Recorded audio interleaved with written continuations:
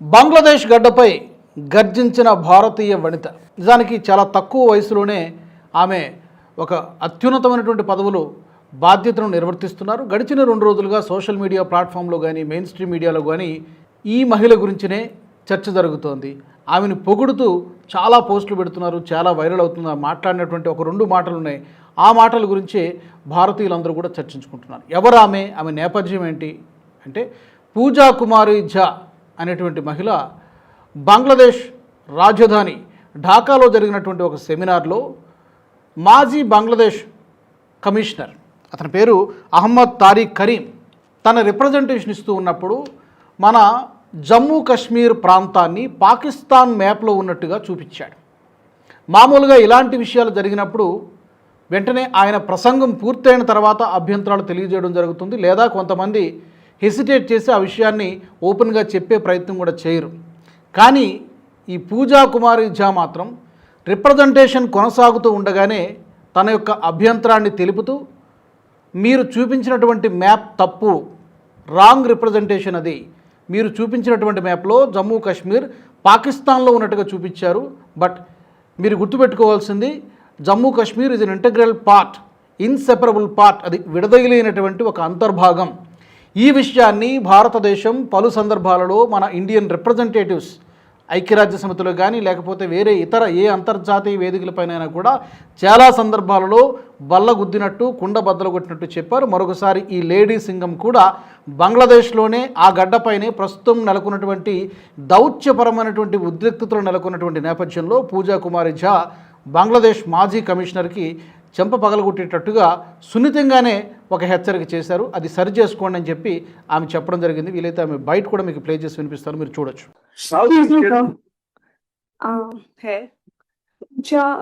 From Indian High Commission, the map of India depicted here is incorrect. Jammu and Kashmir is an integral part of India, and I think the map presented here is not correct. This map is for representational purposes. It does not project actual boundaries. I understand, sir, but the Jammu and Kashmir part is an integral part of India, and it is misrepresented here. So I just wanted to point out. And you are from India? I am Pooja Jha, Second Secretary, Indian High Commission. Point is noted. Thank you. Thank you, sir. So చూశారు కదా, ఆమె పూజా కుమారి ఝా మాట్లాడినటువంటి విధానం డెఫినెట్గా అక్కడ ఉన్నటువంటి వాళ్ళందరినీ కూడా షాక్కు గురి చేసింది. నిజానికి ఇది బంగ్లాదేశ్ ఉద్దేశపూర్వకంగానే చేసినట్టుగా కనబడుతోంది. బంగ్లాదేశ్ తన యొక్క కుటిల బుద్ధిని, వక్రబుద్ధిని మరొకసారి చాటుకుంది. పర్టికులర్గా గత 2.5 సంవత్సరాలుగా బంగ్లాదేశ్ వైఖరి భారత్ విషయంలో పూర్తిగా మారిపోయింది. మొహమ్మద్ యూనుస్ వచ్చిన తర్వాత పూర్తి భారత వ్యతిరేకిగా బంగ్లాదేశ్ మారిపోయింది. ఎన్నికలు జరిగిన తర్వాత కూడా ప్రస్తుతం ఉన్నటువంటి తారీక్ రహమాన్ ప్రభుత్వం కూడా అదే విధంగా బిహేవ్ చేస్తోంది. నిజానికి ఇక్కడ ఏం జరిగింది, కార్యక్రమం ఏంటి అంటే ఒక సెమినార్. అది నిజానికి Bangladesh institute of international and strategic studies నిర్వహించినటువంటి రీబిల్డింగ్ ట్రస్ట్, అలాగే renewing regional integration pathways for రీవైటలైజింగ్ SAARC, అంటే సార్క్ దేశాల మధ్య సమన్వయం ఏర్పాటు చేయడానికి ఈ కార్యక్రమం పెట్టామని చెప్పి వివిధ దేశాల ప్రతినిధులు అందులో పాల్గొన్నారు. కానీ ఈ వంకతో, ఈ సాకుతో భారతదేశాన్ని ఒక విధంగా అవమానించేలాగనో లేకపోతే డిమోరలైజ్ చేసేటువంటి ప్రయత్నం బంగ్లాదేశ్ కావాలనే చేసింది అనేది చాలా స్పష్టంగా అర్థమవుతోంది. దీనికి ఆ తారిక్ కరీం ఇచ్చినటువంటి సమాధానం ఏంటి అంటే, ఆయన వెంటనే ఇచ్చాడు, ఇది కేవలం రిప్రజెంటేషన్ వీడియో మాత్రమే, ఈ మ్యాప్ అనేది ప్రాతినిధ్య ప్రయోజనం కోసం మాత్రమే ఉపయోగించాము, అది యాక్చువల్గా ఇంటర్నేషనల్ బోర్డర్స్ కావు, కాబట్టి ఈ విషయాన్ని మీరు గమనించాలని చెప్పి ఆ మహిళకు పూజా కుమారికి రిప్లై ఇవ్వడం జరిగింది. బట్ స్టిల్ ఐ అండర్స్టాండ్, కానీ మరొకసారి ఆ మ్యాప్ని రిప్రజెంట్ చేయకండి, ఎందుకంటే భారతదేశం ఇది మా సార్వభౌమాధికారము, మా సార్వభౌమత్వాన్ని ధిక్కరించినట్టు అవుతుంది, కాబట్టి సున్నితంగానే చెప్పారు, కానీ చాలా గట్టిగా చెప్పారు పూజా కుమారి ఝా.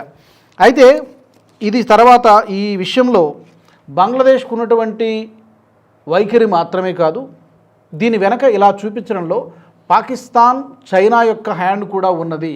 కావాలనే భారత్ని రెచ్చగొట్టేటువంటి ప్రయత్నమే బంగ్లాదేశ్ గత కొద్ది రోజులుగా చేస్తోంది. మైనారిటీలపై దాడులు కానివ్వండి, ఇవన్నీ కూడా కావాలని పాకిస్తాన్, చైనా అండ చూసుకొని చేస్తోంది. ఈ సందర్భంగా చాలామంది నెటిజన్లు మాట్లాడుకుంటున్నది ఏంటంటే 1971లో పాకిస్తాన్ సైన్యం చేతిలో చిత్రహింసలకు గురవుతున్నటువంటి బంగ్లాదేశ్కు ఒక స్వతంత్ర దేశంగా ఏర్పడడానికి భారతదేశం సహాయం చేసింది.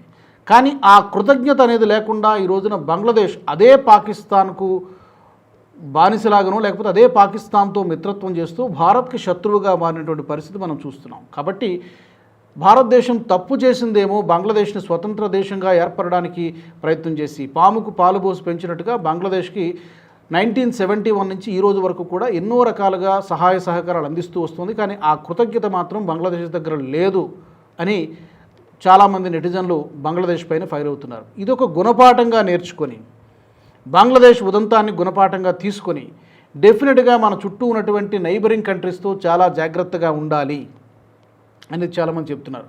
Unfortunately we have bad neighbours. ఈ మాట జయశంకర్ గారే చెప్పారు గతంలో. పాకిస్తాన్ ఉద్దేశించి, బంగ్లాదేశ్ని ఉద్దేశించి ఆయన మాట్లాడినటువంటి మాటలు ఇది. ఇప్పుడు పాకిస్తాన్, బంగ్లాదేశ్ బాటలోనే తాజాగా నేపాల్ కూడా స్వరం పలుకుతోంది. అక్కడ కొత్తగా వచ్చినటువంటి ప్రైమ్ మినిస్టర్ బాలేన్ షా కూడా తన బలుపును చూపిస్తున్నాడు, ప్రదర్శిస్తున్నాడు. ఎందుకంటే వెనకాల చైనా తనకి అండదండలుగా ఉంటోంది, లేదా అమెరికా అండదండలు అందిస్తోంది.